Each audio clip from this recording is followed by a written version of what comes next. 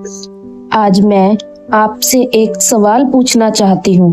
अगर दहेज इतना ही जरूरी है तो फिर शादी प्यार से होती है या पैसों से? क्या एक बेटी की परवरिश, उसकी शिक्षा, उसके संस्कार, उसका प्यार सब कुछ कम पड़ जाता है? आखिर क्यों एक पिता को अपनी बेटी की शादी के लिए पूरी जिंदगी की कमाई दांव पर लगानी पड़ती है? आज की कहानी हर उस बेटी की और हर उस पिता की है जो दहेज की इस कड़वी सच्चाई से गुजरते हैं। एक पिता का सपना।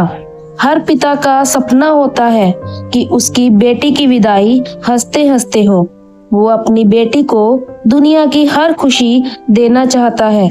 वो दिन रात मेहनत करता है, पैसे जोड़ता है, अपने शौक छोड़ देता है, लेकिन बेटी की शादी की बात आते ही समाज पूछता है, दहेज कितना दोगे?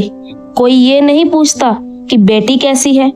बेटी का दर्द एक बेटी सब समझ जाती है। वो अपने पिता के माथे की चिंता पढ़ लेती है, माँ की आंखों में छुपे आंसू देख लेती है और कई बार अपने सपनों की कुर्बानी भी दे देती है, सिर्फ इसलिए कि उसके माता पिता पर बोझ न बढ़े। सोचिए, जिस बेटी ने कभी अपने लिए कुछ नहीं मांगा, उसी बेटी की शादी में उसकी कीमत क्यों लगाई जाती है? क्या बेटी कोई सामान है या फिर भगवान की सबसे खूबसूरत नेमत? दहेज सिर्फ पैसों का लेन देन नहीं है, यह एक पिता की उम्र भर की मेहनत है, एक माँ के गहने हैं, एक भाई के अधूरे सपने हैं और एक बेटी की मुस्कान की कीमत है। जिस घर की शुरुआत दहेज से होती है, वहाँ अक्सर रिश्तों की नींव कमजोर हो जाती है, क्योंकि जहाँ इंसान की कीमत पैसों से लगाई जाए, वहाँ प्यार की जगह लालच ले लेता है।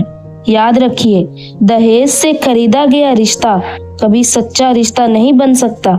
अगर आप सच में अपने बेटे के लिए एक अच्छी जीवन साथी चाहते हैं तो दहेज मत मांगिए, संस्कार मांगिए और एक ऐसी बेटी को अपनाइए जो आपके घर को परिवार बना दे। बेटे वालों की सबसे बड़ी अमीरी दहेज नहीं, उनकी सोच होती है। याद रखिए, बेटियां बोझ नहीं होती, बोझ होती हैं वो सोच जो बेटी की विदाई को दहेज के तराजू में तोलती है। जिस दिन समाज ने दहेज की जगह बेटी के संस्कारों की इज्जत करना सीख लिया, उस दिन न कोई पिता कर्ज में डूबेगा, न कोई बेटी खुद को बोझ समझेगी।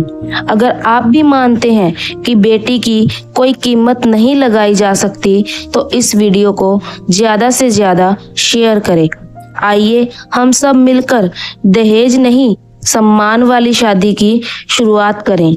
याद रखिए, दहेज से नहीं, संस्कारों से घर बसते हैं।